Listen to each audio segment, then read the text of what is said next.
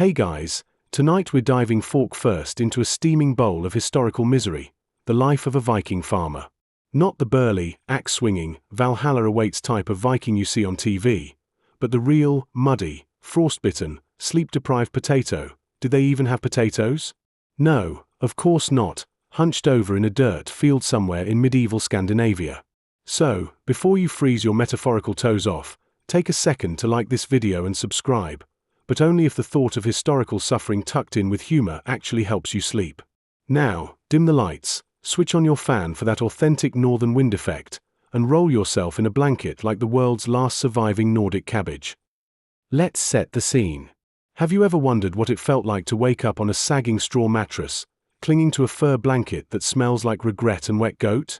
Was Viking breakfast any good, or was it just another reason to dread the sunrise? Just how numb can your toes get before they fall off? Is Hig just Nordic propaganda? Or did anyone ever feel cozy when it was -20 outside and your entire house was one smoky room? Did they really drink mead, or just pretend because the water tasted worse? So, congratulations. You've just woken up in 973 AD, on a Viking farm, with sore knees and a strong need to rethink your life decisions. Your eyelids creak open to the sound of someone coughing in the darkness. Congratulations. You are sleeping in a one-room longhouse with 8 relatives, 2 chickens, and a goat that snores louder than your cousin. The air tastes like smoke, straw, and last night's soup, if you're lucky enough for there to have been soup. There's no such thing as privacy, peace, or personal space. Your day begins with stepping on something alive and hoping it's not your uncle. The fire in the central hearth burned low sometime during the night. Its faint embers paint the timbered rafters in stripes of orange and shadow, barely holding back the pre-dawn chill. You can't actually see your breath in here, too much haze for that. The windows are nothing more than mouse-sized slits, stuffed with rags for winter, so the air never really escapes. Every cough, every sigh, every furtive shuffle seems amplified in the gloom. You think of the word cozy, and immediately strike it from your vocabulary. There is movement, barely more than a rustle. It's your younger sister, tangled in a blanket at your feet, performing her regular morning ritual of sleep-kicking you in the shins. Your father, farthest from the fire, makes a sound like a boulder sliding downhill.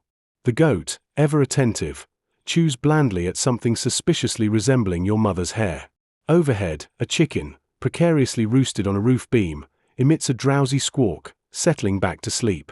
Apparently, not even barnyard alarm clocks are reliable in the Viking Age. Your first real sensation of the day is cold, primordial, unshakable cold, the kind that seeps into your bones and refuses to leave. You rifle through the straw bedding for your wool tunic, grateful for every rough stitch. There is no concept of your clothing. Whatever fits and hasn't been gnawed by mice or goats counts as fair game. Your aunt, already awake, is muttering by the makeshift stove, poking at the last of the embers. Her breath hangs in the air as she scolds the coals for not boiling the morning porridge quickly enough. You learn that in a Viking hut, even fire needs a good talking to before it gets moving. If you're lucky, the morning porridge is barley, with a dab of sour milk for flavor and mystery lumps for suspense. Coffee hasn't been invented for a few more centuries, so your family settles for water flavored with a hint of last night's ash. Not that anyone complains. Complaining is reserved for more luxurious societies, or perhaps just later in the day. The hut itself is alive with a symphony of aches and complaints. Elders moan about their backs, children whimper as they search for dry socks, and someone, no one ever confesses, unleashes a sneeze that momentarily unites the household in alarm. With resources perpetually thin, every object is precious and every action is communal. Your damp boots aren't just yours, they're rotated among siblings, their warmth a fleeting gift. Even the family goat, opinionated, will eventually be supper, though for now, it serves as the hut's most vocal roommate. Stepping outside means bracing for a wall of freezing dawn mist, but it is its own blessing. Space, fresh air, and a moment to remember what life feels like without someone else's elbow in your ribs. The longhouse stands stoic amid mud and frost, a single sturdy shape against the struggling sun. As you glance back, a chorus of voices rises from within, grumbling, laughing, planning the day. The walls of the Viking hut may press close, but this crowd is what makes it home. Every morning is a negotiation between inconvenience and love, hardship and humor, family and firmness. Your world is small, smoky, loud, and sometimes smelly, but it is very much alive. It's so cold your breath has crystallized into history's saddest mustache. Your only defense, layers of itchy wool, some animal pelts, and a positive attitude you have absolutely not packed. If you thought puffer jackets were ugly, wait until you meet the world's earliest Odyssey, made entirely from reindeer and regret. Survival wasn't as easy as cranking up the thermostat. You were the thermostat. Early humans had to get impressively creative just to stay alive through the kind of winter that could freeze your eyelashes off before breakfast. Think every day as a kind of freeze or die challenge. You want style tips? The hottest accessory was literally whatever you could scrape off a dead animal, and as for layers, there was no such thing as too many. Scientists think that people wore so many animal hides, every time they tripped they invented a new rug. Logistically, this meant smoking yourself out for the privilege of not turning into a meat popsicle. The homes were small, smoky, and filled with damp piles of furs, but nobody complained as long as their toes made it through the night. Cooking was an act of courage. You roasted your dinner while half freezing your backside off, then cowered by the embers for heat like a moth allergic to dying. If you wanted to survive the cold, you needed more than just gear, you needed cunning. When predators met blizzards, they grew thick winter coats. Our ancestors grew thicker brains. Ingenious tricks included stuffing scraps of moss and dry grass in their shoes to trap heat, lining shelters with anything vaguely fluffy, and sleeping in tight packs to preserve every last whisper of warmth. At night, the snuggling wasn't cute, it was a life-or-death heat share, with every family member, neighbor, or livestock animal available pressed into service. Thank you, Proto-Cuddle-Puddle. But even the cleverest hacks had limits. That's where the innovation of cooperation came in. Surviving in sub-zero conditions forced entire groups to work together. Firewood duty? A full-time job. Fur tanning? Smelly. Dangerous. Essential. And as grumpy as you might be about communal living now, back then your neighbor's blubber stash was the difference between life and death. Sharing wasn't just nice, it was Darwin approved. The weather itself was often the main character in your survival story. A sudden storm could bury camps, wipe out a winter's food supply, or send rivers of frigid air screaming through your shelter. To cope, people watched the sky, the animals, even the slightly deranged ramblings of elders who claimed to read the signs in the wind. If someone's told you they could smell snow coming, they weren't being poetic, they were preparing for the worst. In the Arctic, the Inuit turned staying warm into a science. They perfected parkas out of caribou fur, boots lined with grass, and ice shelters that could trap body heat so effectively you might wake up sweating, assuming you managed to nod off instead of worrying about frostbite. Across Eurasia, the Sami sewed reindeer coats and clever hats, creating microclimates on their own heads. Wherever the wind howled, humans responded by devising new ways to trap warmth and keep it close. Through all these efforts, it wasn't just about not freezing. This was an art. The art of clutching onto hope, finding heat in a cold world, and turning even the bleakest winter into a chance to invent, adapt, and share. If don't die was the prime directive, then our ancestors nailed it, with one extra tip: never underestimate the warmth of a friend, some shared blubber, and a very regrettable reindeer Odyssey.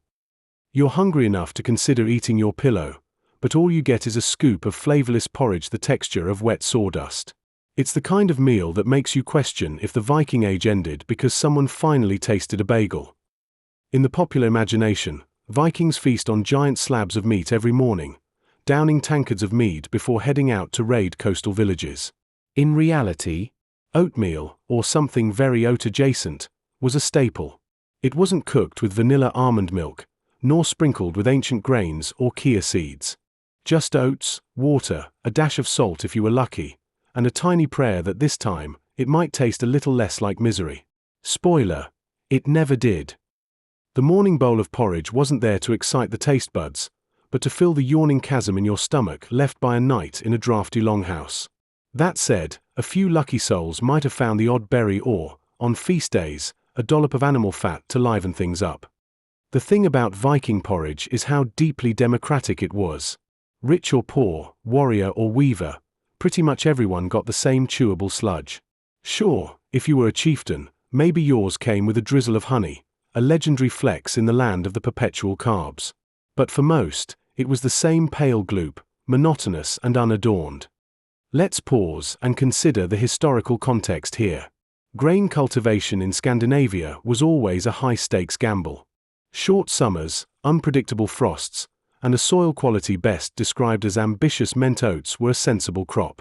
Oats don't ask for much: poor soil, a bit of rain, and a willingness to accept that flavor is for the weak. That made oatmeal a reliable breakfast, which probably helped Vikings build their legendary stamina, but also probably explains why they left home so often. If you're imagining a cozy domestic scene where a Viking family cheerily ladles out porridge, dial that energy down. Picture instead someone half awake, poking dubiously at their portion, calculating if today's scoop is worth the effort of chewing before daydreaming about literally any alternative. The lack of variety in breakfast is a recurring motif across centuries, fueled by the same agricultural logic and culinary fearlessness, or resignation, that led to so many beige meals. Despite its bad press, Viking oatmeal did play a vital social role. Sharing in the ritual of bleak breakfast created a kind of camaraderie. Everyone was in the same bland boat, forged by the shared experience of suffering through oatmeal one indistinguishable bite at a time. It builds character, or at least, builds up a tolerance for disappointment. And in a world where you might have to row across the North Sea before lunch, maybe there's something to be said for reliable, if uninspiring, fuel. So, why didn't oatmeal ever get better? It turns out, it didn't have to. In a place where calories outweighed flavor, predictability trumped variation. Later centuries might bring cinnamon, nutmeg, or even, scandalously, sweet jam, but for the Vikings, breakfast was all business. It was the culinary equivalent of a pep talk from someone who believes in hard work, bland food, and no-nonsense stoicism. In summary, Viking breakfast was oatmeal, always oatmeal, forever oatmeal. It was humble, unyielding, and convincingly argued every morning that there were bigger adventures waiting, if only to escape breakfast for something, anything, else. There's no bathroom here, just a frozen patch of earth behind the barn. Privacy, optional. Frostbite, inevitable. The only thing cheering you on is a goose that looks far too interested in your technique. Every morning begins with a reckoning. The knowledge of what awaits outside, stiff wind, brittle grass, frost-coiled shadows, delays you from leaving your comparatively balmy, straw-filled bed. There's a flicker of hope you'll wake to find a kindly indoor privy, but each day, the reality is the same. Self-discipline is redefined. It's less about regularity and more about managing your bladder until the sun climbs high enough to take the chill off your coat. The process is simple, but far from civilized. You step into boots so cold they should count as a form of physical therapy, brace yourself, and carry your chosen implement, a wooden spade, perhaps, or the latest tool foisted on you by a well-meaning but slightly sadistic uncle. Accessories include a threadbare coat that can't quite close, woolen mittens knotty from too many washings, and of course, a wary glance over the shoulder for other early risers who might also be staggering towards the dung heap. The communal nature of the dung heap is both a blessing and a curse. On the one hand, everyone's in it together, the basic solidarity of a shared indignity. On the other hand, there are rules, and you learn them the hard way. Rule 1. Do not overstay your welcome, while attempting not to look. Rule 2. Never anger the goose. The goose is ancient, cunning, and thoroughly unimpressed by the drama of human digestion.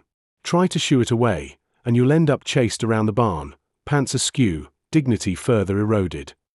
There's the matter of technique, of course, the careful squatting, the delicate balancing act, and the necessity to avoid placing your boots too close to any evidence left behind by less meticulous villagers.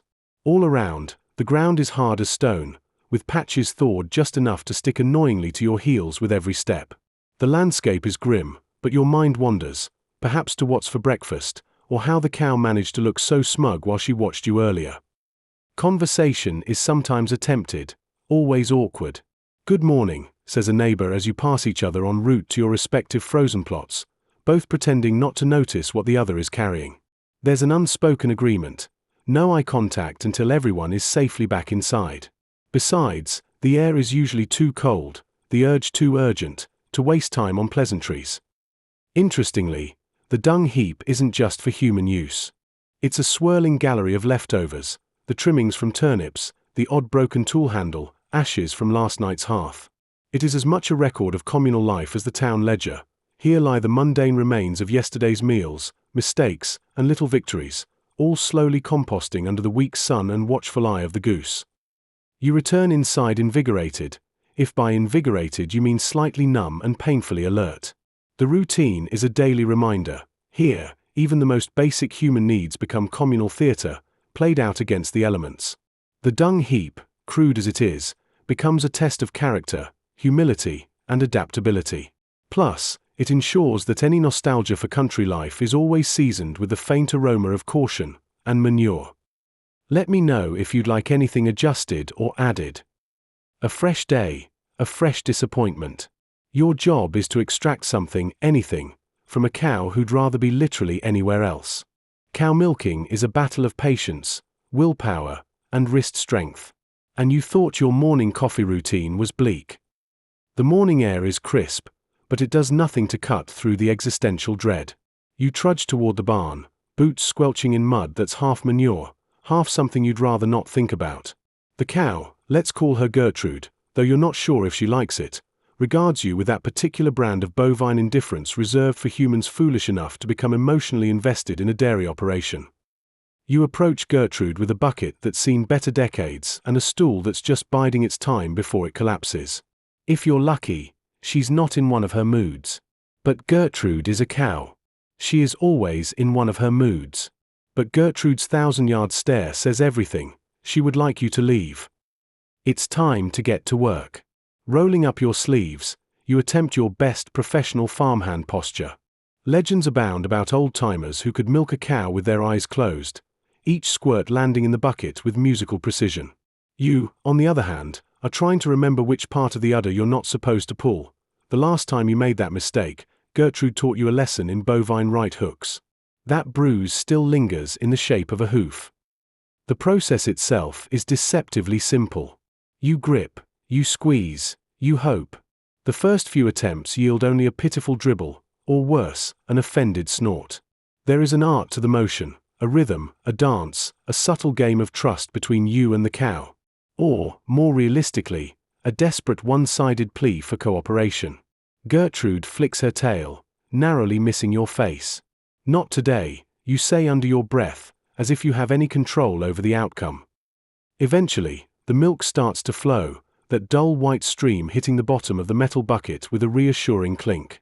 There's a certain pride in this, you admit. For one fleeting moment, you are a link in a primordial chain of humanity. A provider, a wrangler of beasts, a true custodian of Earth's bounty.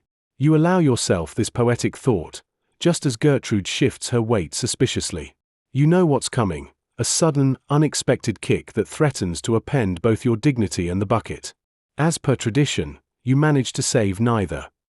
As you mop up the disaster, you reflect on all the stories romanticized in books and films about pastoral serenity. You wonder if anyone has ever actually enjoyed this particular rite of passage, or if they simply enjoyed being done with it. Your hands ache, your boots are soaked, and Gertrude looks unbothered, chewing cud like royalty. There's one last bit, getting the milk to the house before any opportunistic barn cats, chickens, or, heavens forbid, Gertrude herself, help themselves to your hard-won spoils. There are filters, jugs, and the all-important moment where you hold the slightly warm milk up to the sunrise, pretending, for a second, you're somewhere in an artisanal Instagram post, and not just 5 minutes behind schedule. And yet, for all the trouble, you can't deny there's something oddly satisfying about the ordeal. Maybe it's the connection to something real, or just the relief of being done. Either way, you'll complain about it all over again tomorrow, and so will Gertrude. It's a mutual understanding. Or at least, that's what you'll tell yourself over your next, very much earned, cup of coffee. Time to shovel, haul, chop, and swear quietly under your breath so the children don't learn new words. Viking farming is a grueling test of how many different ways you can hurt your back before lunchtime. And it always starts at the crack of dawn, doesn't it? The mist still clings to the ground in ragged tufts. There's a rooster somewhere, crowing with the smug certainty that you will answer his call, and you will, just not in the way he hopes.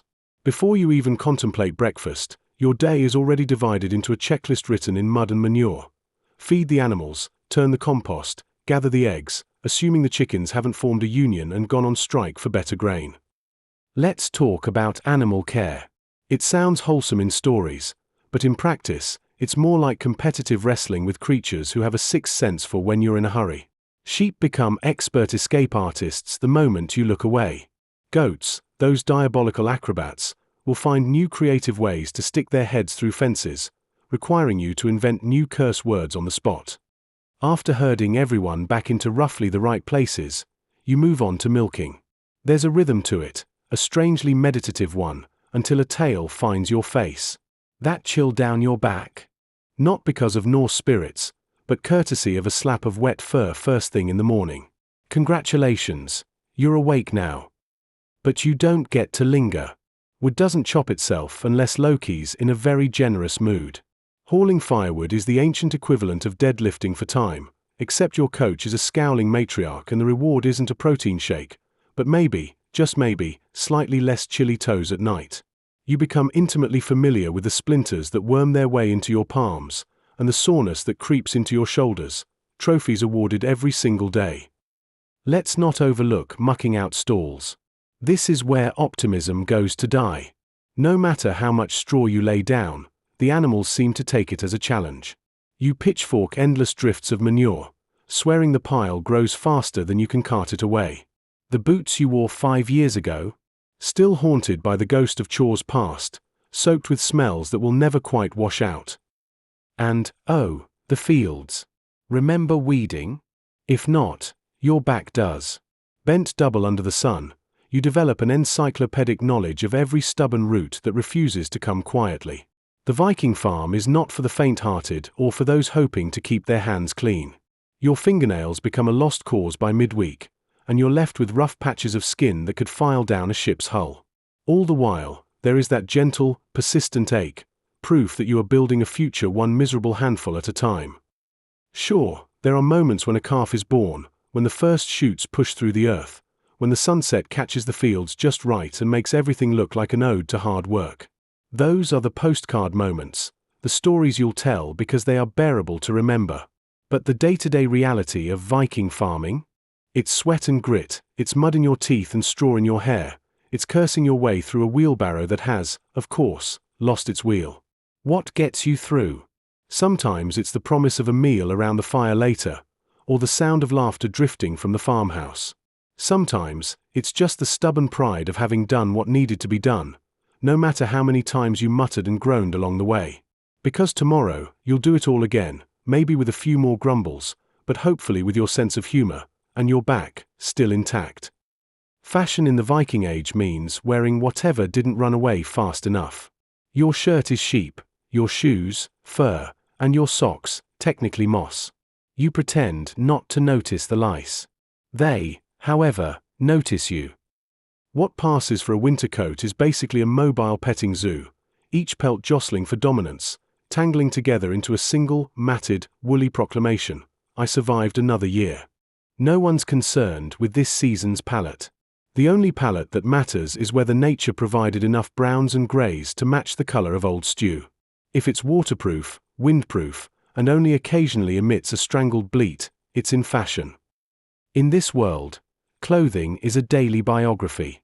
The stitched-together animal parts tell a story. Here's the fur you wrestled off a bear when you were both younger and dumber. There's the patch from the goat who had too much attitude for its own good. There are stains, origin unknown, best not to ask, and every loose thread comes with a tale, usually beginning with, that was a rough winter. Dignity, then, is a relative term. You may be shambolic, itchy, and trailing hay, but you own it.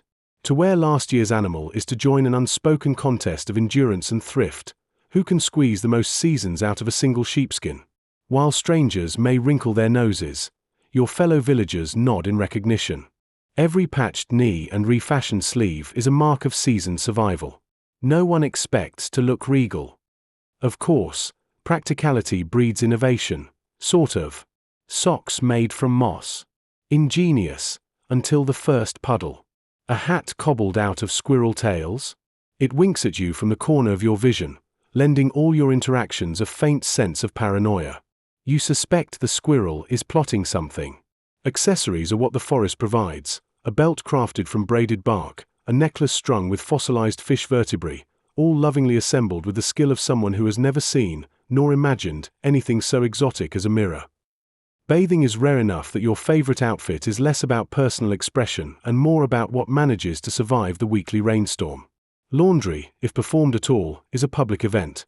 Clothes thrashed against rocks near the river, each slap a resounding challenge to crusted-on mud and embedded livestock memories.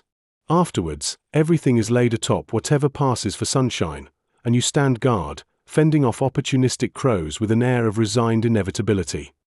Still, there's a quiet pride here.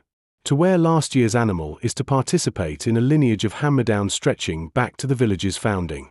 Your grandfather's cloak, lovingly recut, now lines the sleeves of your nephew's tunic. A single shirt will see more winters than most of its original owners, and outlast several of them, too. These garments are heirlooms not because they are beautiful, but because they endure.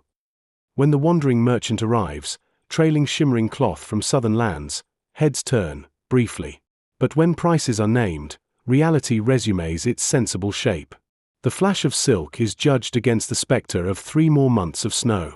You turn away, adjusting your cloak, discovering, again, a stowaway flea. No, there is dignity here.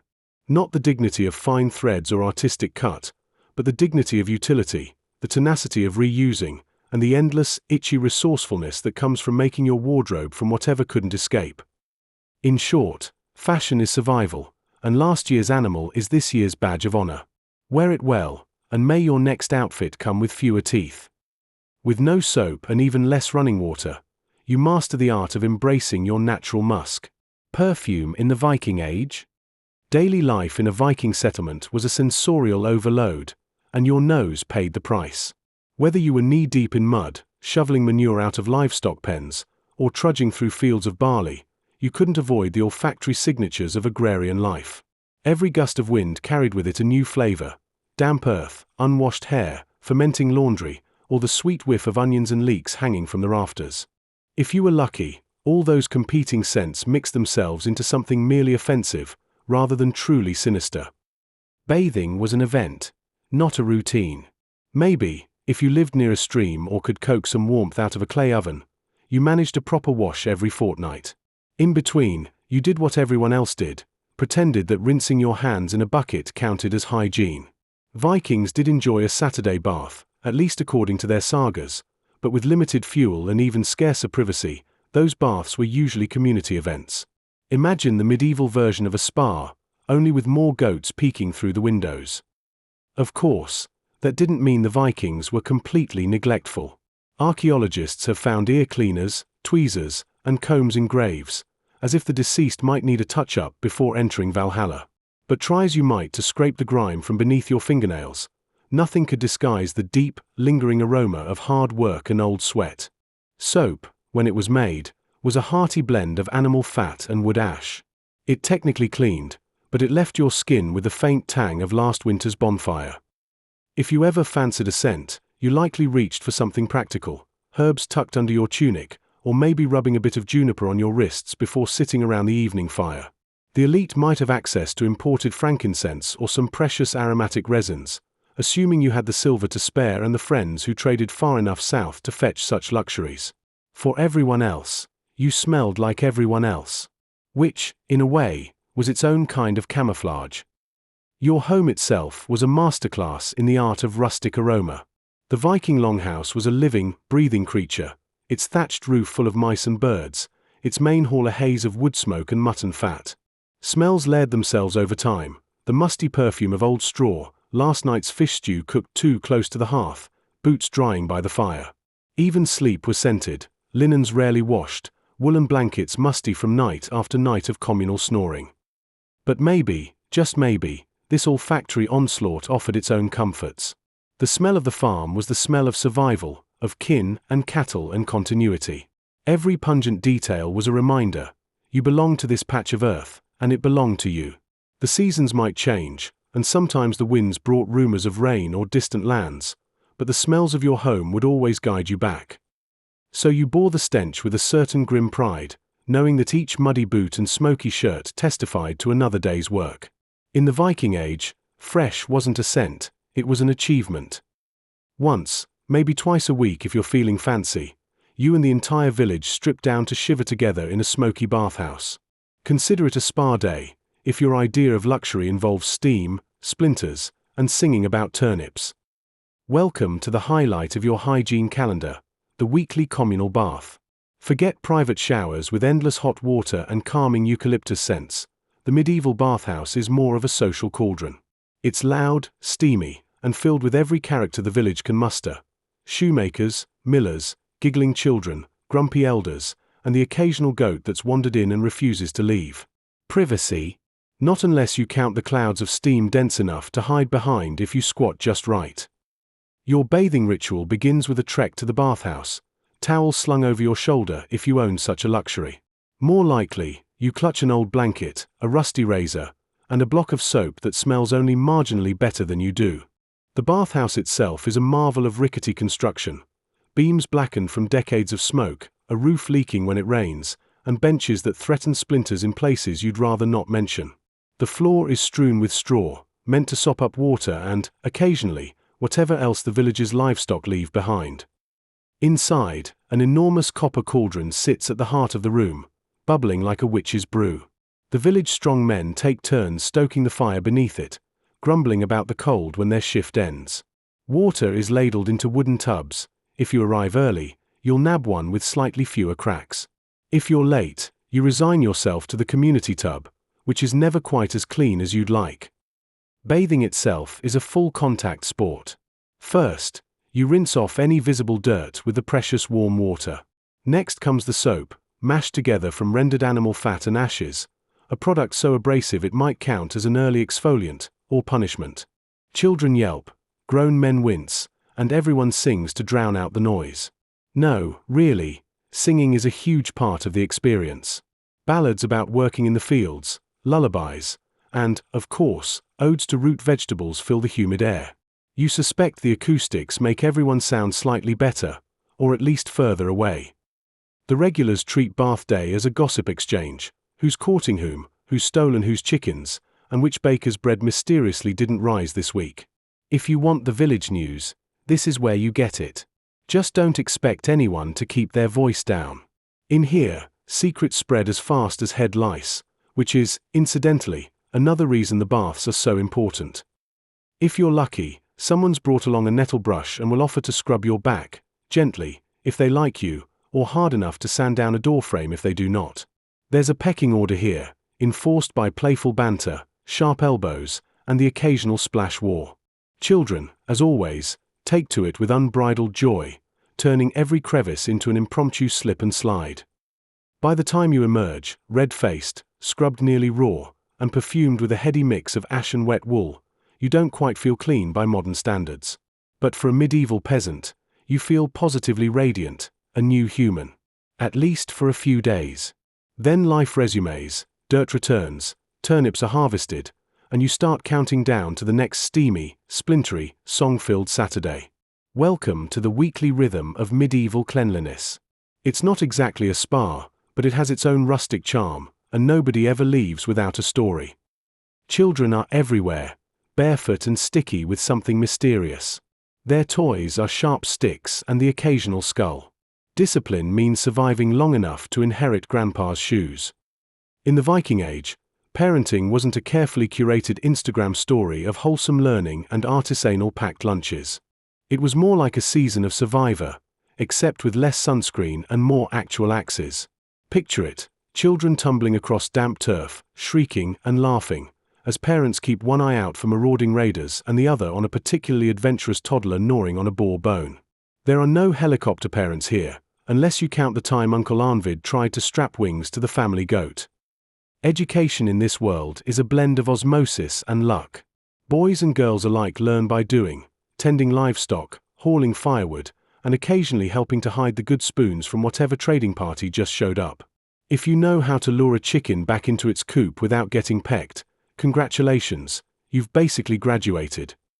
Of course, with high mortality and hard winters, Viking kids grow up fast, if they grow up at all. By age 6, most have already sat through at least one existentially terrifying fireside story, and nearly every child has memorized the local burial mound like today's kids memorize Wi-Fi passwords. That sense of mortality looms over daily life, but so does an extraordinary resilience. If a Viking child falls face first into a patch of nettles, there's a moment of stunned silence, followed by someone's grandmother remarking, "Good," builds character, before she returns to her knitting. There are rites of passage, but not the kind that involve cupcakes and party favors. Take swimming, for example. It's not a summer pastime but an essential skill for a place where boats outnumber houses. Success is measured less by winning and more by not drowning, though enthusiastic spitting of lake water is a celebrated bonus. Similarly, hunting and gathering aren't hobbies, they're family business. If you manage to return home with more berries than scratches, you're already on your way to inheriting something valuable, possibly Grandpa's aforementioned shoes. But amid all this chaos and danger, there's a profound sense of community parenting. Older siblings act as both mentors and menaces, doling out advice, "Try not to set your hair on fire this time," and warnings about mythical swamp goblins. Neighbors aren't shy about correcting or complimenting other people's children, a kind of folksy collective wisdom that guarantees someone is always watching, even if it's just to shake their head as you fall out of a tree. Affection tends to be practical, often coming disguised as a thick woolen tunic or a bowl of hot stew handed over wordlessly after a rough day. Lullabies are less about sweet dreams and more about heroic deeds, the bedtime stories where monsters lurk, storms must be survived, and clever children always, miraculously, find their way home. If there's a lesson in all this, it's that love is shown not in words, but in acts of fierce, stubborn care. Boots patched, fires stoked, stories remembered. The children are loud and wild, sometimes muddy, sometimes bruised, but undeniably alive. And if you're worried about them, don't be. The kids are fine. Probably. Privacy is a myth you tell yourself at night. Every sneeze, cough, and bad dream is a group project. Your in-laws are always watching. So is the goat. You quickly learn that individuality was a phase. Now, you're just another sock in the communal laundry basket. The days of silent contemplation and peaceful coffee sips evaporate the second you step into a household where every wall listens, every doorway is an open invitation, and every family member has a PhD in unsolicited advice. Breakfast is the Olympics of negotiation. You make eye contact with a banana, only to be handed a steaming plate of parathas by an aunt who considers fruit a direct threat to tradition. "Eat. You're all bones," she says, pinching your arm as if she's the official home health inspector.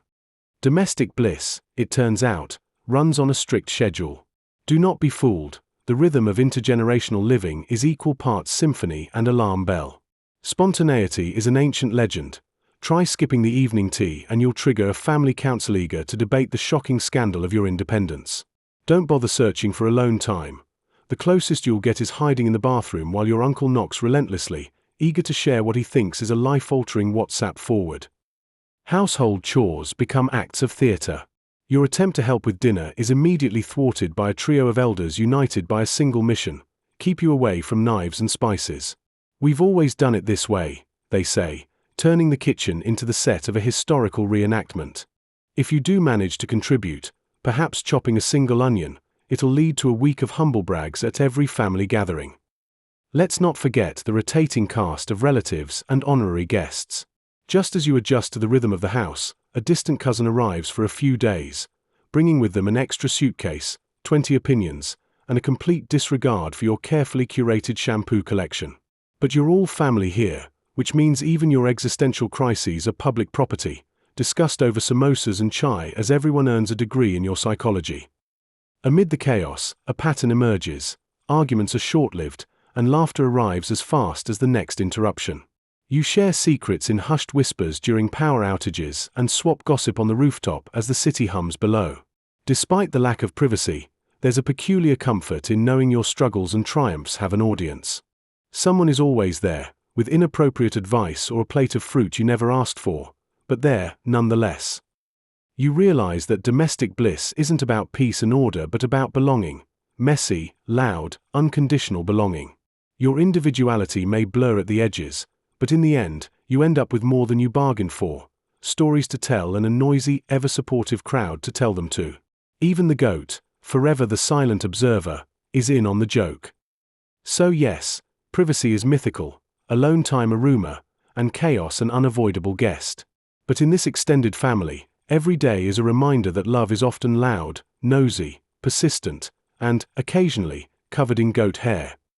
You develop a sixth sense for edible mushrooms, or, more likely, a seventh sense for choosing to just eat more porridge instead. Foraging is often depicted as a whimsical walk through a dewy forest, a linen basket slung over your arm, and the tranquil certainty that every leaf you pluck will somehow transform into a Michelin star salad. Reality, of course, operates differently. The lines between nutritious bounty and imminent digestive disaster are never so clear. That plump red berry, glistening under the morning sun, is less a free snack and more a roulette wheel with your gastrointestinal system at stake. You quickly become acutely aware that nature is, in fact, full of traps, quiet, subtle, poison-laced traps with names like Baneberry or Destroying Angel, which sound less like food and more like Scandinavian black metal bands. But desperation breeds attentiveness. Hunger is an outstanding naturalist. Where a stocked pantry dulls curiosity, an empty stomach sharpens the senses.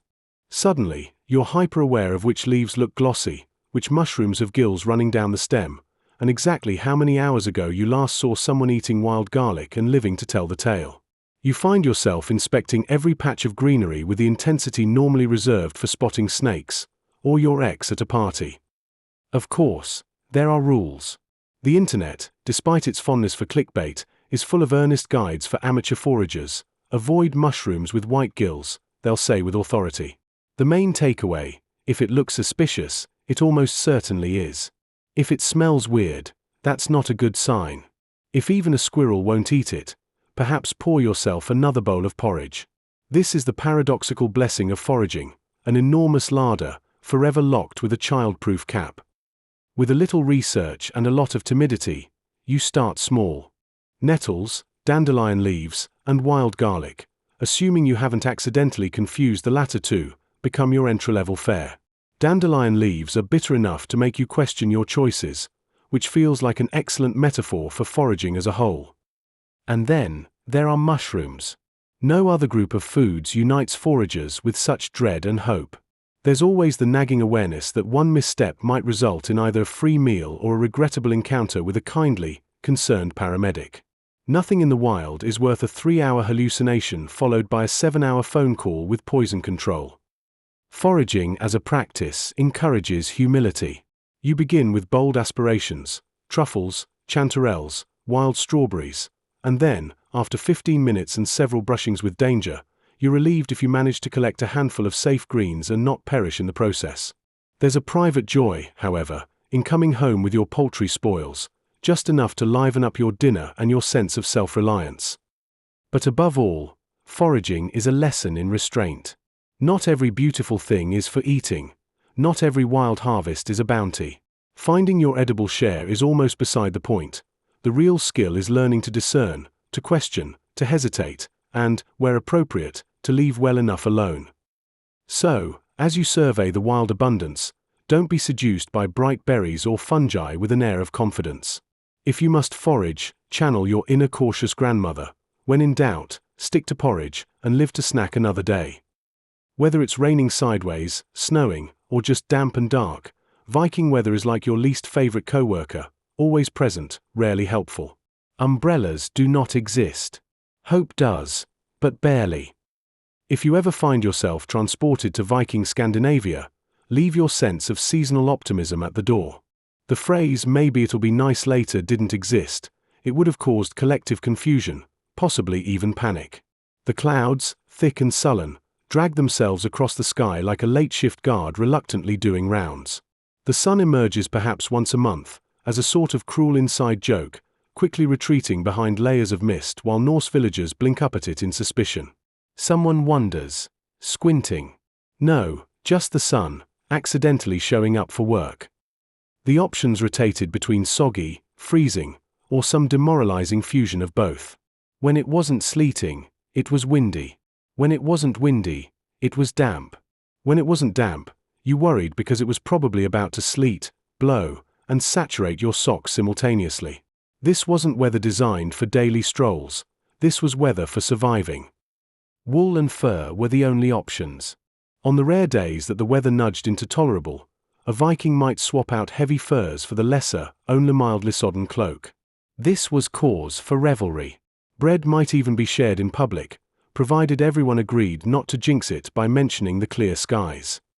Nothing escaped the colonizing force of the northern climate. Houses, draft-proofed with equal measures of moss and resignation, huddled together against the relentless drizzle, their thatch roofs sagging from years of meteorological oppression. The inside of a Viking longhouse was essentially a humidity festival, except instead of losing your iPad, you'd lose your grip on sanity. Everything felt slightly damp to the touch, including, it often seemed, time itself. Children sprinted through puddles not because it was fun, but because if you stood still too long, you risked taking root and being claimed by the moss like an unwelcome guest at a lichen convention. Tales of mild discomfort were passed down the generations with only minor exaggeration. After all, why embellish the truth, when it didn't rain for one whole day, already borders on fantasy? And yet, despite all evidence to the contrary, hope somehow survived, a stubborn, mist-shrouded ember in the Norse soul. Maybe, just maybe, tomorrow wouldn't be quite so miserable. Maybe the firewood would stay dry, for once. Maybe the gods were just kidding. These were long odds, but then, Odin's people have always liked to challenge. So, the next time you find yourself under a grey, endless sky, clutching your cloak tighter and wondering if you'll ever feel your toes again, remember, to the Vikings, this was just another Tuesday. The forecast was always weather, and anything better was a fleeting miracle, worthy of song, at least, until the next downpour washed it away. If you can't see the sun, take comfort, at the very least, you're living in historical accuracy. The weather is perpetually unpleasant, and so, somehow, life goes on. Your hands blister after 5 minutes behind a wooden plough dragged by a semi-retired ox with ambition issues. You work through rock, mud, and existential dread, but mostly rock. Always more rock. The ox's name, you decide, is Doldrum, because that's what you feel as you watch him lurch forward in 5-second increments before stopping, apparently in existential negotiation with the grass. The plough, too, is a relic, wood splintered and bolted together so many times that the original craftsman's intent is lost to history. It chatters against the earth with a laughable optimism as yet another stone denies it entry. The sun has barely burned off the morning mist, but already your shoulders ache in protest. Ancient ploughing isn't just a task, it's endurance theatre. Each furrow represents an evolving relationship, first antagonistic, then resigned, with the stubborn land underfoot. You soon learn not to fight the rocks, but to make diplomatic detours around them, forging awkward, zigzagging rows the way a sleepwalker crosses a moonlit field. Neighbors pass by, well, one neighbor, trudging his own field with a mule that looks fractionally less mutinous than Doldrum. He lifts a hand in solidarity, no words needed. There's a shared understanding here, a kinship of calluses and weary bones stretching back generations. You become aware that you're not just ploughing this particular patch, you're joining a lineage of toil so ancient it's fossilized into local legend. It's not all grim. There are patches where the soil cooperates for a blissful, fleeting moment. Your plough slices through a ribbon of dark, yielding loam. It's just long enough to glimpse a life where ploughing feels almost like gardening, and Doldrum almost regains his confidence. For several exultant steps, there's momentum, a shared forward purpose, the eternity of effort briefly harmonized.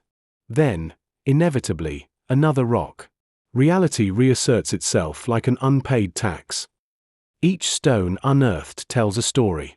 Some are small, easy to toss aside.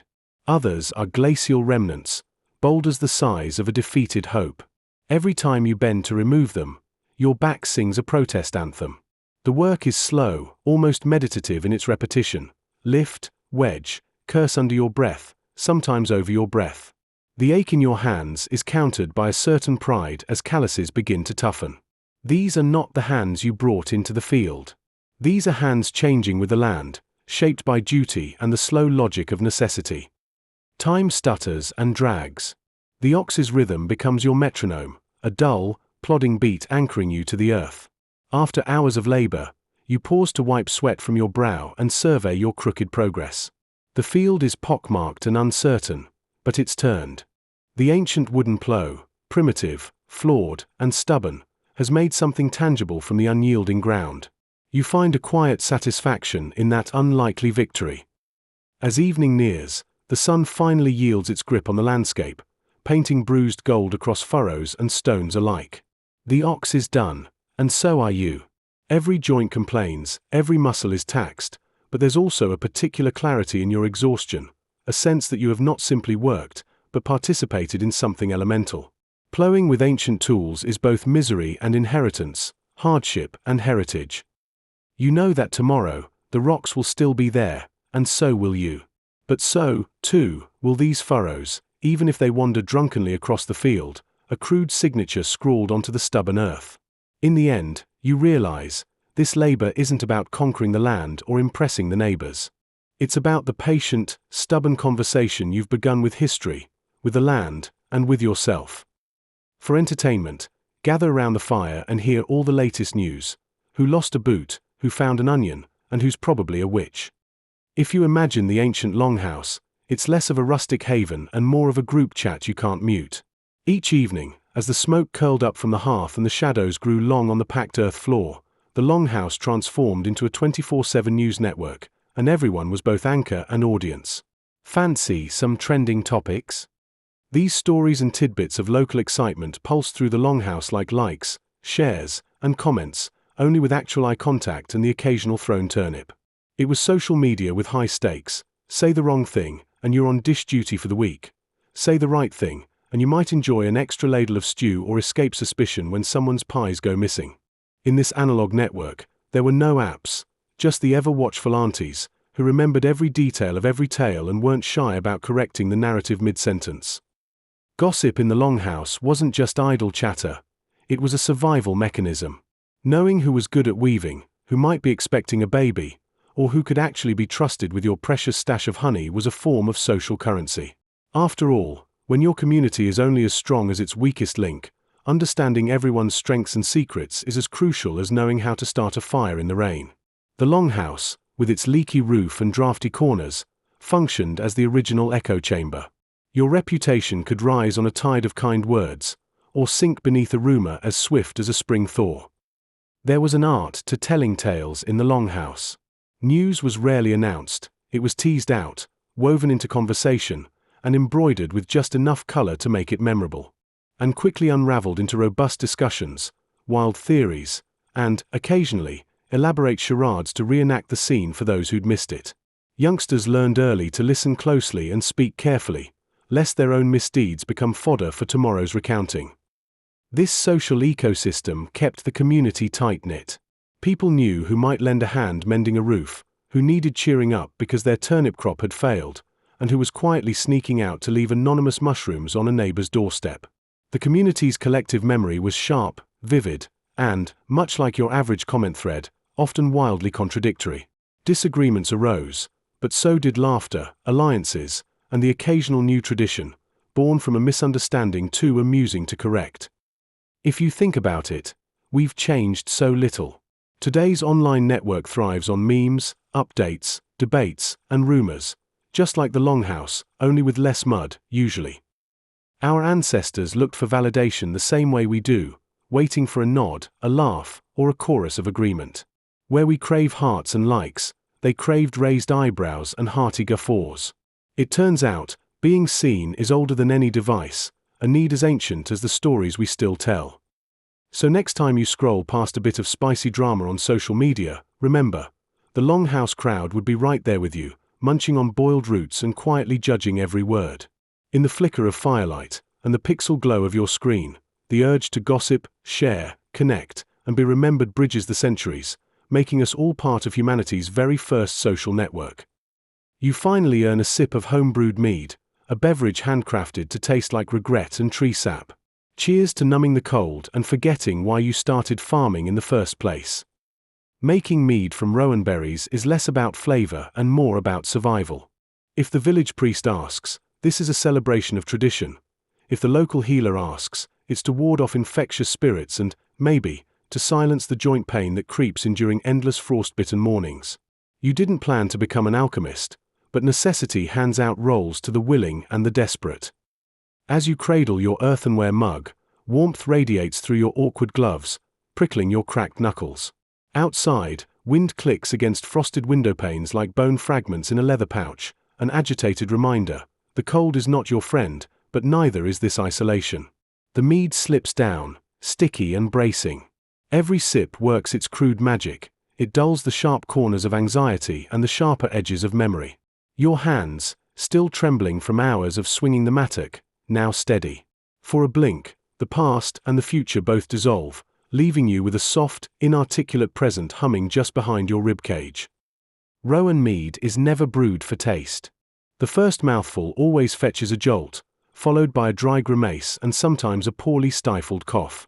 But as the alcohol seeps in, you notice the details that daylight usually buries: the flicker of the hearth, the tiny bubbles rising through porous clay, the mottled red of your hands.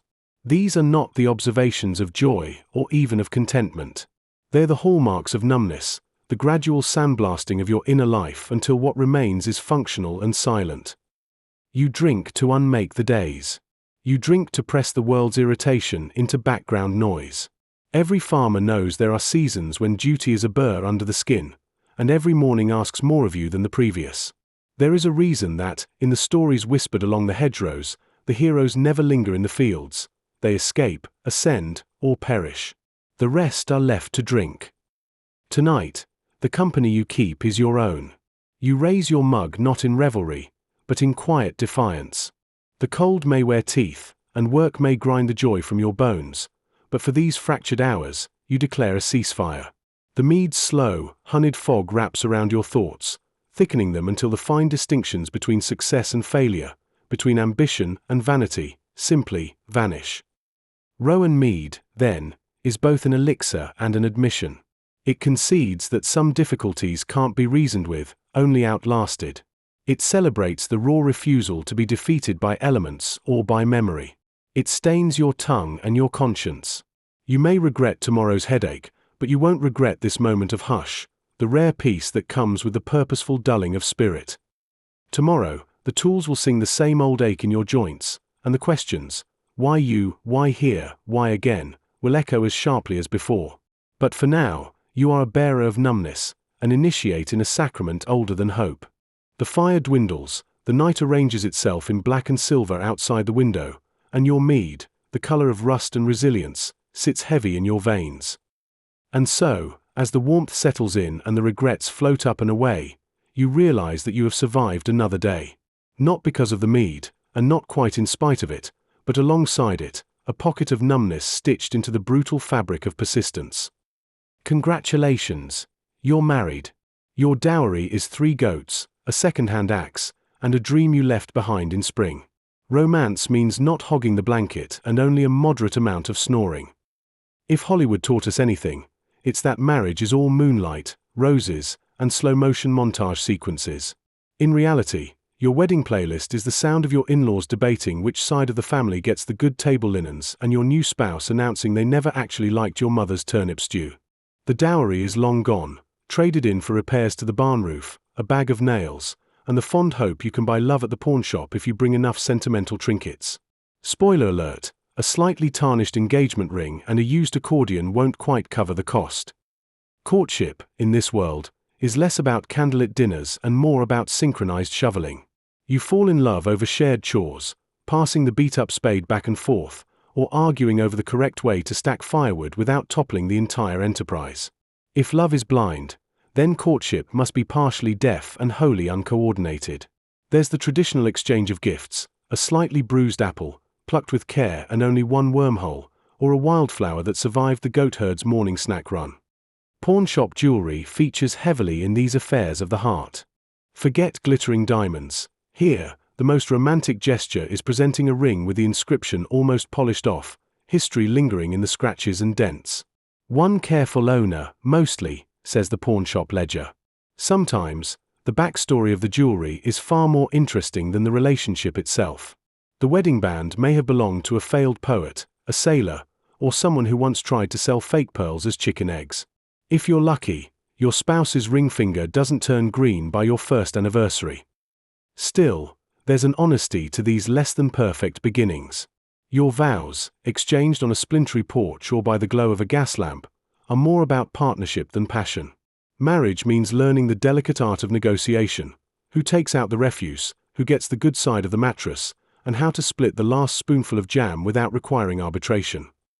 Gifts remain practical, if not precisely romantic. Instead of surprise cruises or spontaneous getaways, you give a pair of sturdy work gloves, or perhaps a dancing chicken if you're feeling extravagant. You learn that love is sometimes measured in small, merciful gestures: remembering your spouse's favorite tea, mending their coat before winter, or pretending not to notice when they eat the last piece of pie. Romance adapts itself to circumstance. The snowstorm ballads and candlelit vows of storybooks find their echo in a shared blanket on a bitter night, or the rare luxury of biscuits dipped in elderberry jam. Outside, the pawn shop stands at the corner, its windows aglow with the hope of one day exchanging memories for something new. Inside, you and your spouse sit by the stove, counting your blessings and the goats, and thinking that maybe, just maybe, you got a good bargain after all. In this world, marriage isn't perfect. Few things are, but it's real. Built on shared chores, borrowed jewelry, and the slow, stubborn accumulation of kindness, it's proof that even second-hand dreams can polish up nicely, given enough time and the right kind of love. Got a headache? Try a cold compress, made from actual cold. Broken bone? Apply more moss and say a prayer. Visiting the village healer is a mix of folklore and extreme optimism. Picture this: you return from a long day in the fields, only to discover a mysterious rash on your arm. Is it from poison ivy, or perhaps contact with the spirit of a particularly disgruntled toad? In either case, your best option is Marjorie, the local healer. If you're lucky, she's in a good mood. If not, you may leave with more cures than you bargained for: a strange-smelling paste, a dubious chant, and an unshakable sense of confusion. Medical care in the medieval village isn't for the faint of heart. The healer's toolkit is a triumph of imagination over evidence: willow bark for pain, garlic strung around the neck to fend off bad air, and if things get really dire, leeches. There's a treatment for every ailment, but let's be clear: sometimes the cure is more theatrical than therapeutic. Need surgery? That'll be a leather strap to bite, some strong ale, and the hope that the healer's pet cat keeps its distance this time. Of course, you could always try your luck with the traveling barber surgeon. Think of them as the jack of all trades of the medical world, equally comfortable with pulling teeth, setting bones, and giving questionable haircuts, and not necessarily in that order. The barber's cart rattles into the marketplace every month or so, advertising miracle cures in the loudest voice possible. For a few coins, you can experience the thrill of a bloodletting, a procedure rumored to banish bad humors but more likely to leave you woozy and slightly lighter. Not all village ailments are dramatic. Most days, people battle minor complaints with stoic resignation and homebrewed remedies. If old Tom complains that his joints ache, he brews nettle tea and wraps his knees in warm wool. The apothecary's shelves are a marvel: jars of dried roots, bunches of aromatic herbs, and the occasional beehive buzzing with promise. No one can quite agree on what works, but hope is, perhaps, the most potent remedy of all. Children are a special challenge. If you're feeling truly reckless, or just desperate, you might even be persuaded to sleep with a potato under your pillow. Don't ask why. There is, of course, a darker side to medieval medical care. Sometimes, simple illnesses take a tragic turn. When none of the poultices, prayers, or folk charms produce a cure, the villagers gather for comfort and support. In those moments, you're reminded that healing isn't just about herbs.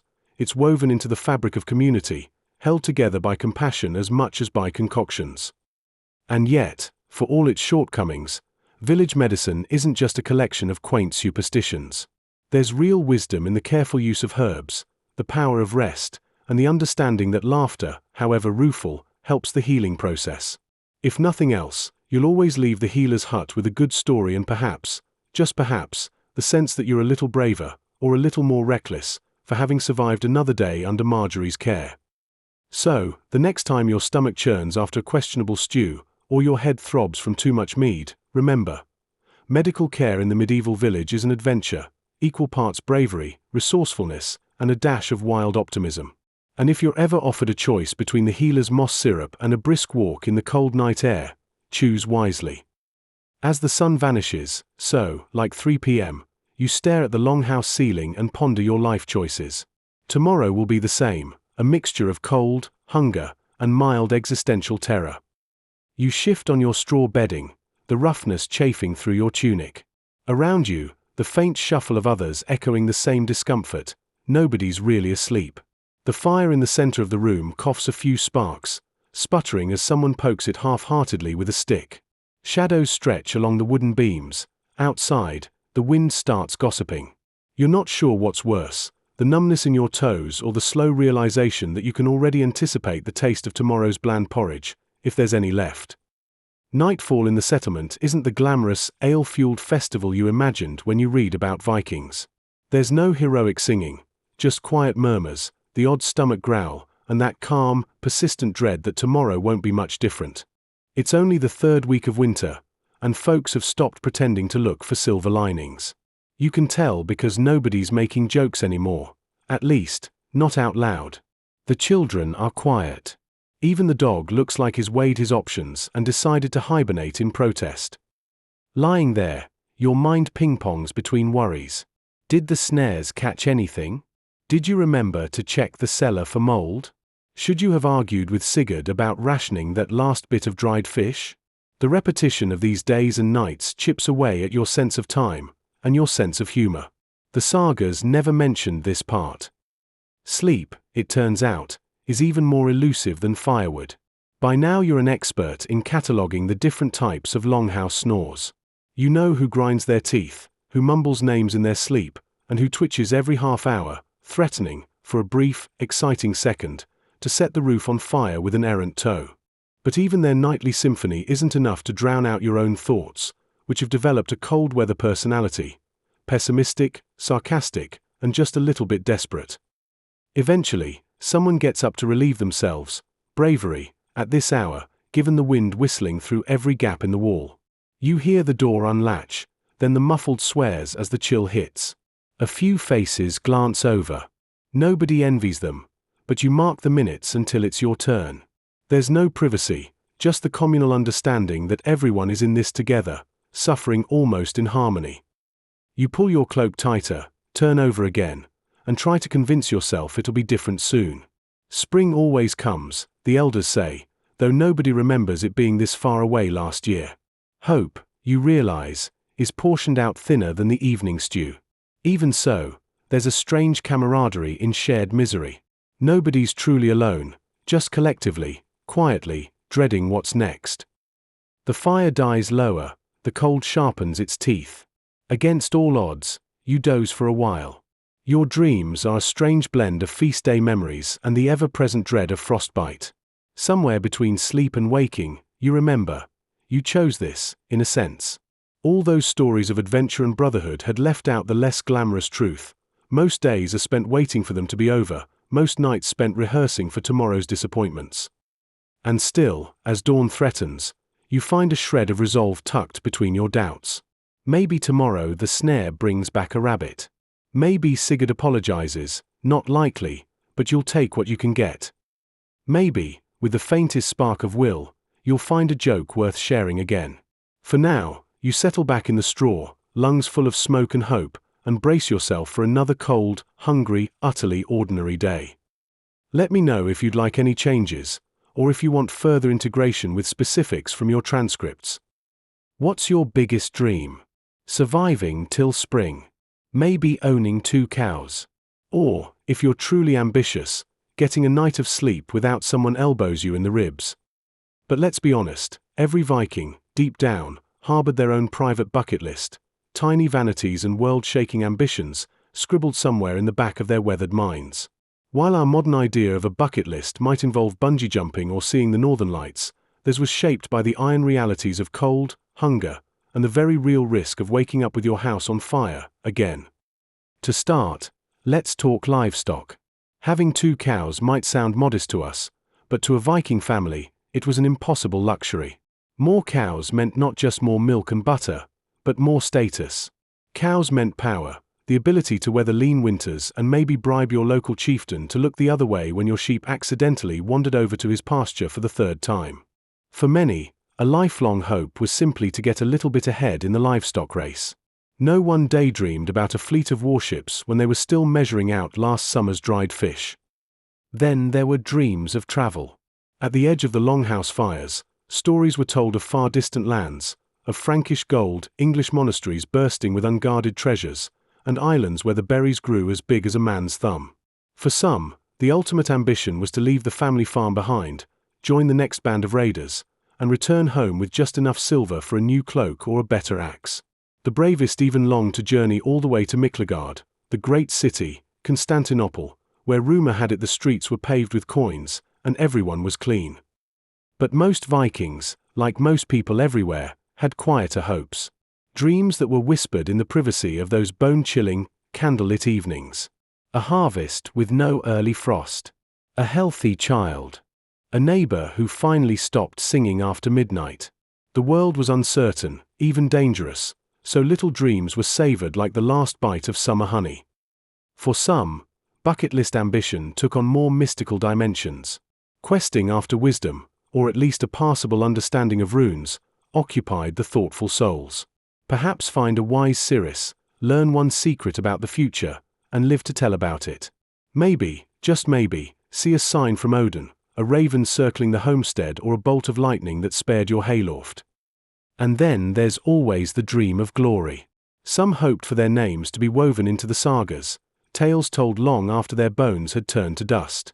To die with a sword in hand, to feast with the gods in Valhalla, was about as high as a Viking could dream.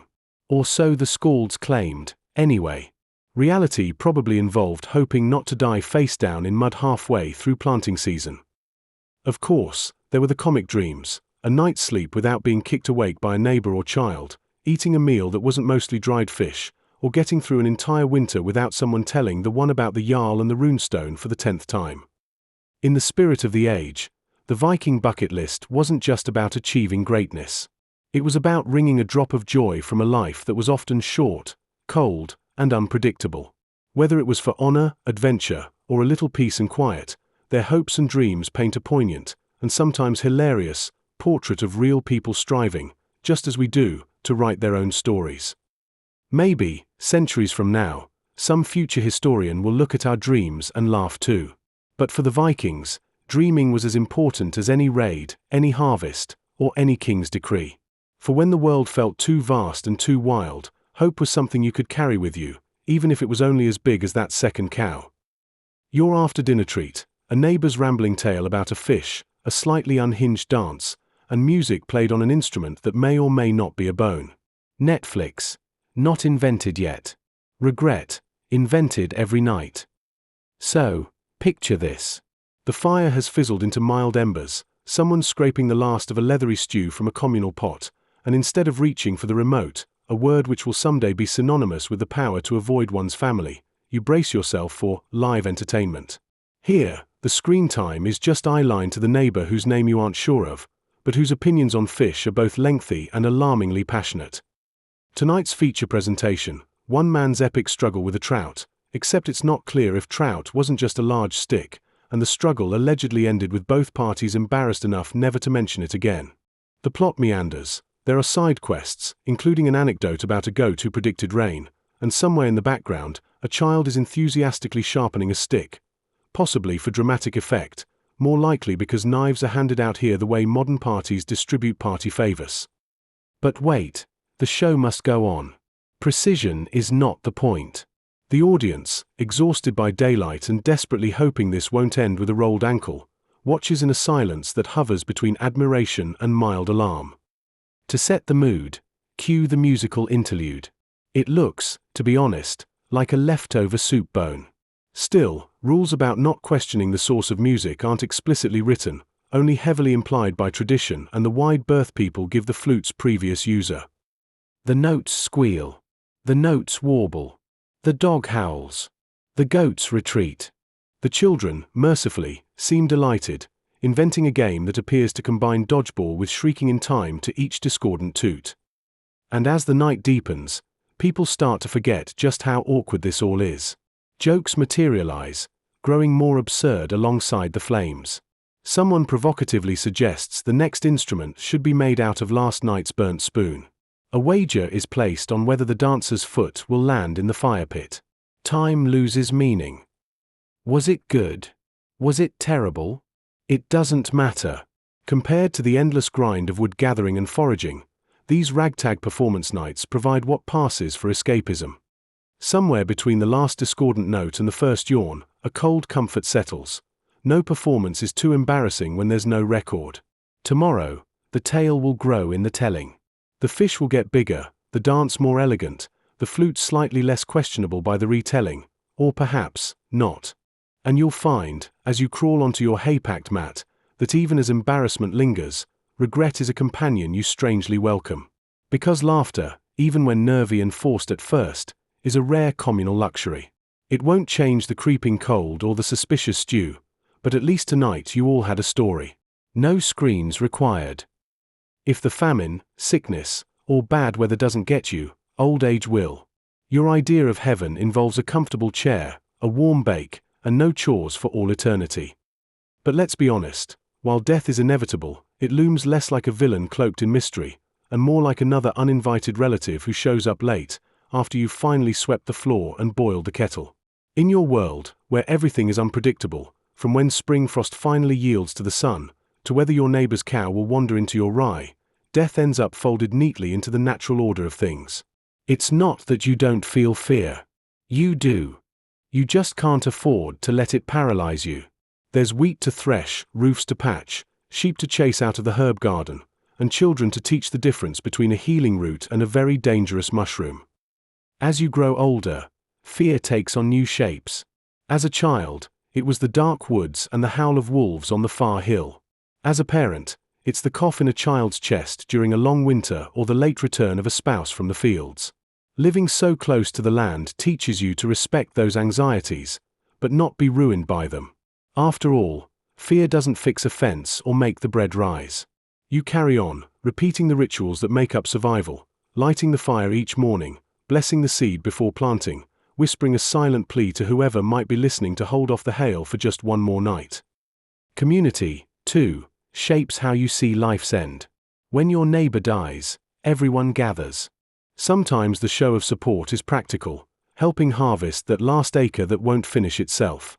Other times it's just to remind each other, none of us gets out of here alive, but as long as we are living, we're doing it together. Stories of the dead are told around the communal table. Someone always bursts into laughter remembering when old Thomas accidentally painted the goat blue.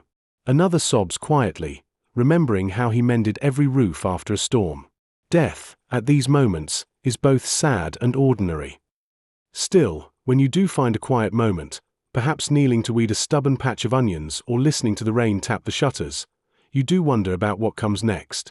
The church says heaven is golden streets and ceaseless praise, but you suspect any paradise worth its name would have a good stretch of tilled earth, a corner of apple trees, and time to rest aching bones. Maybe, you think, the next world is like this one, only with better weather and fewer blisters. Superstition lingers, of course. There are whispers of ghosts in the mist, or stories of ancestors watching from somewhere just beyond the hedge. For every candle lit at the altar, there's another left flickering on a windowsill, just in case a wandering spirit needs guidance home. Even your fear of death, you discover, can be coaxed down to a faint simmer with the right song, the right story, and the right company at the fire.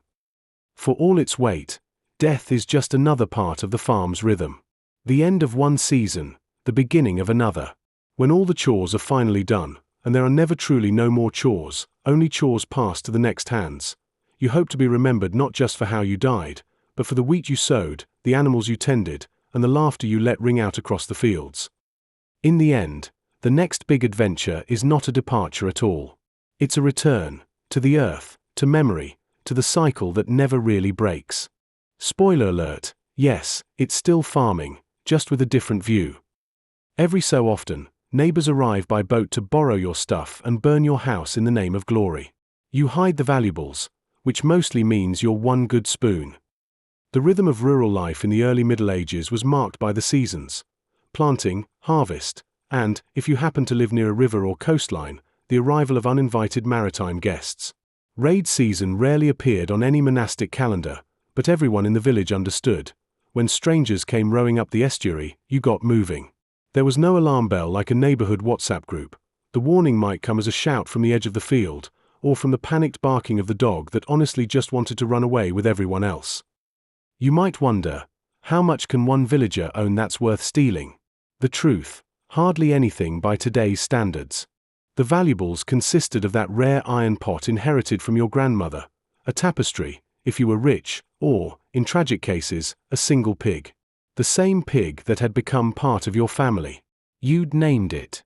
It knew the sound of your voice.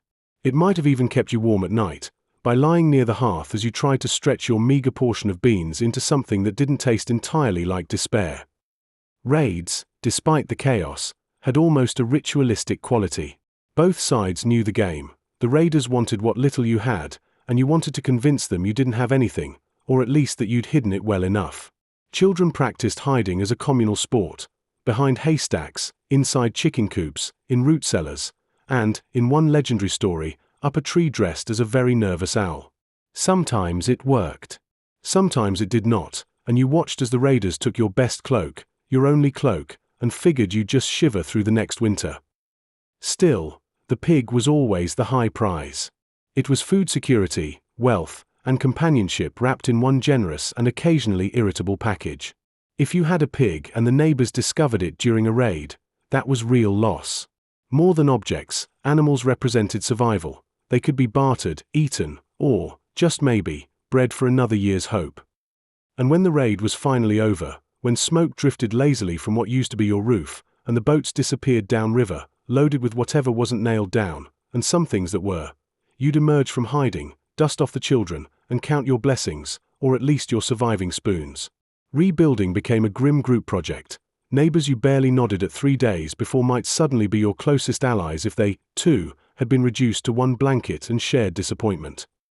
Raid season, however traumatic, also fostered a kind of resilience.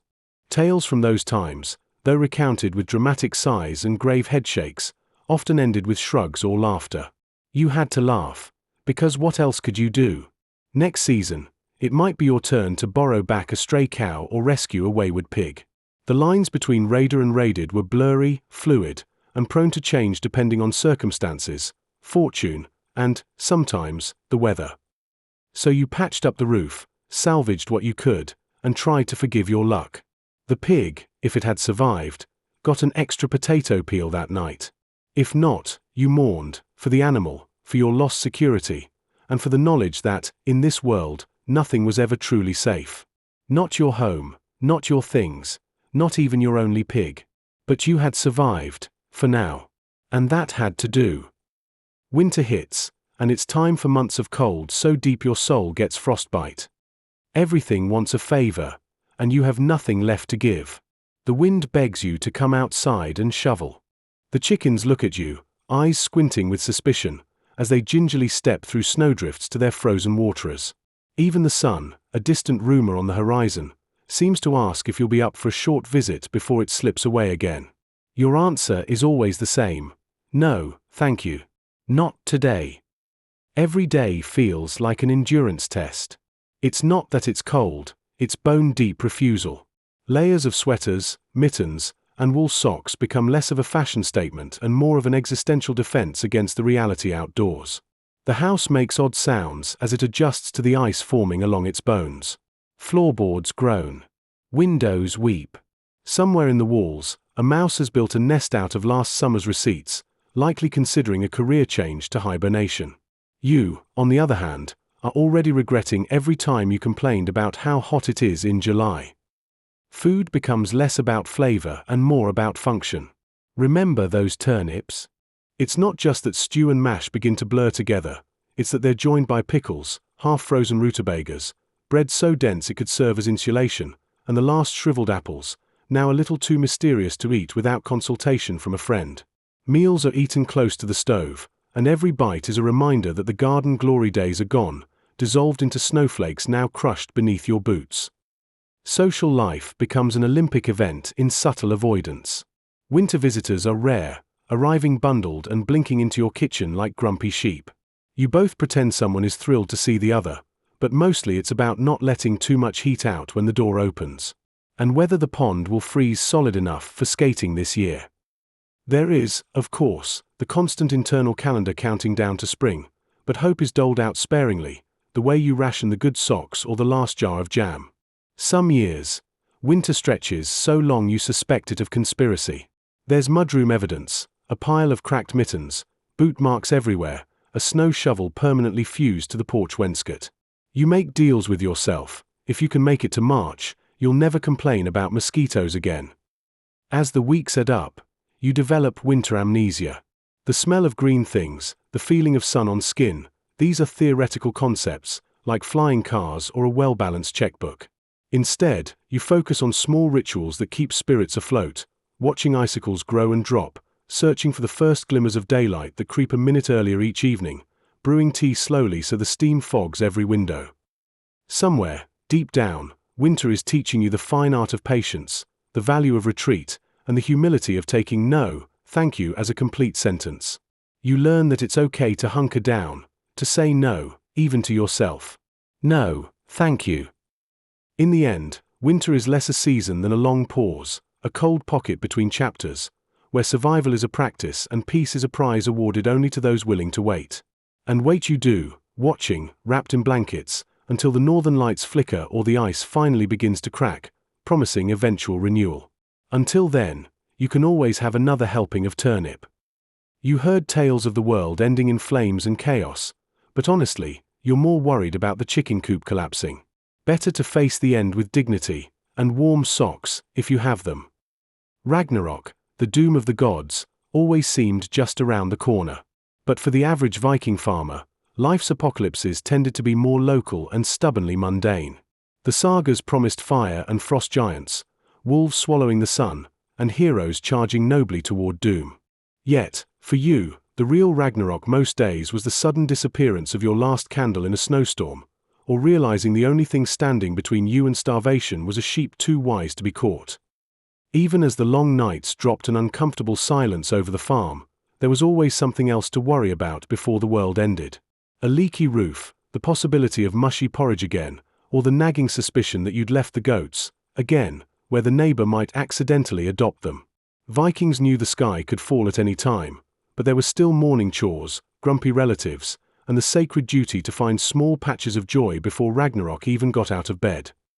Of course, everyone talked a good game about courage and fate. The local storyteller would perch on the edge of the firelight, spinning tales of Odin's sacrifice, Loki's tricks, and Thor saving the world by smashing things.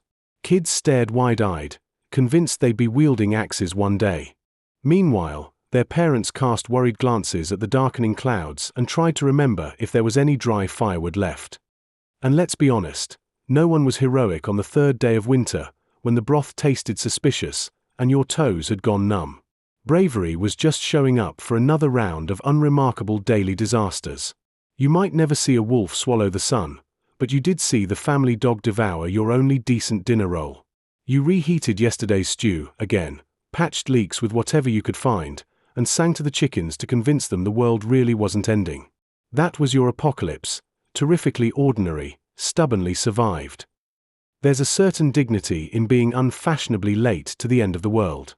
While the gods clashed in the heavens, you just tried to keep the hearth burning and the livestock inside the fence. Heroes got all the poems, but nobody wrote a saga about your nimble maneuvering with a broom while chasing a runaway goose, or your ability to sleep with one eye open for rat invasions. Still, in those forgettable victories, a rescued loaf of bread, a dry pair of mittens, was the kind of grit that kept whole villages turning through the centuries.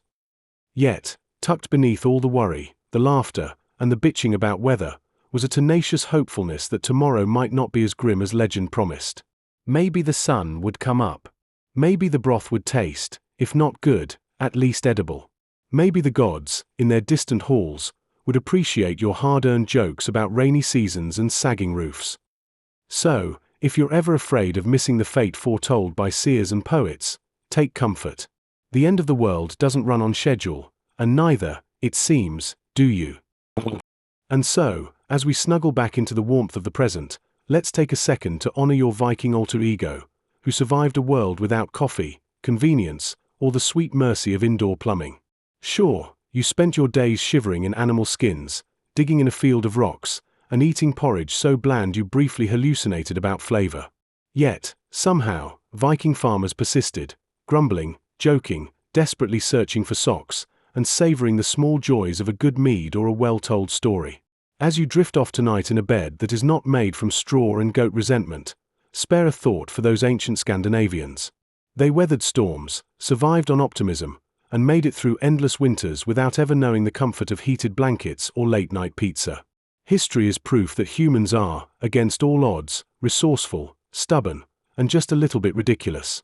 So take a deep breath, feel the comfort of modern life, and let gratitude tuck you in. Who knows, maybe your dreams will visit a Viking farm. If so, remind yourself, at least you can wake up, raid the fridge, and know for certain your soup won't kill you.